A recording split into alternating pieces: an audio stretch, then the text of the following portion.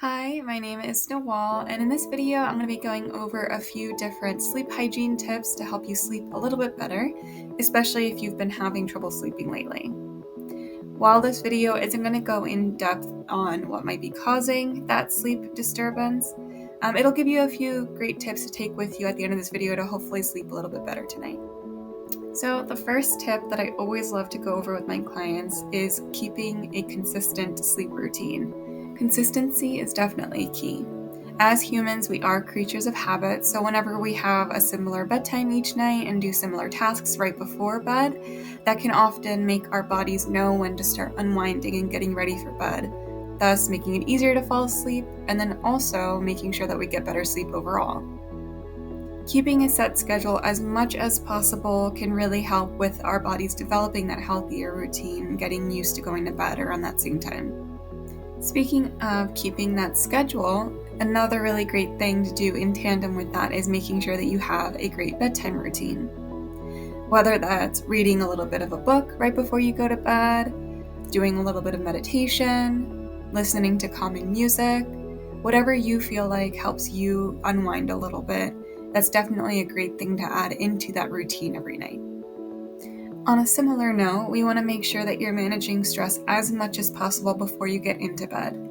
So if you do feel like you are pretty stressed as you're getting into bed, some things that you can do to de-stress can include doing some journaling before bed, or talking to a loved one for a little bit. Whatever you feel like helps you de-stress, definitely be sure to include that in that routine.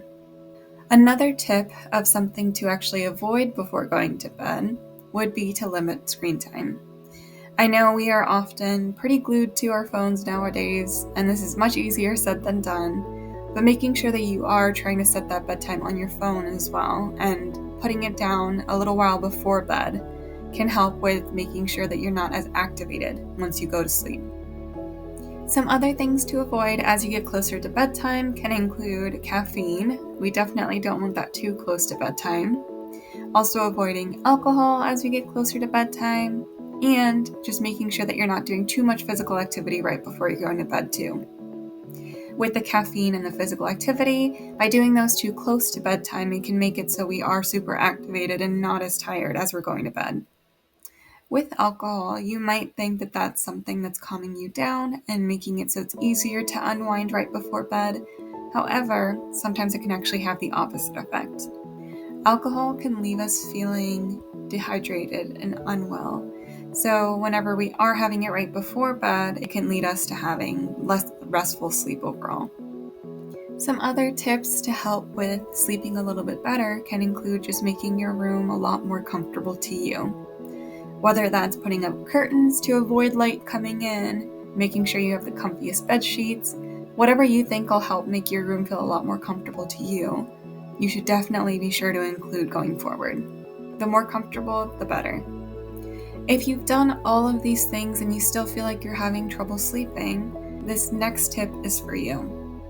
Make sure that you actually physically get out of bed whenever you're still having trouble sleeping.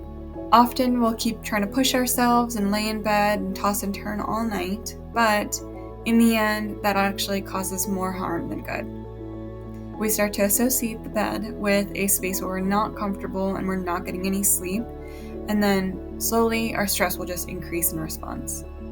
So making sure you are getting out of bed, going to another room, maybe doing something to unwind again once you are away from your bed, can make sure that you're not just associating your bed with stress and not being able to sleep, but also makes it so that you're preserving the bed for just an area of sleep and relaxation and making sure that you are unwinding before you come back to it.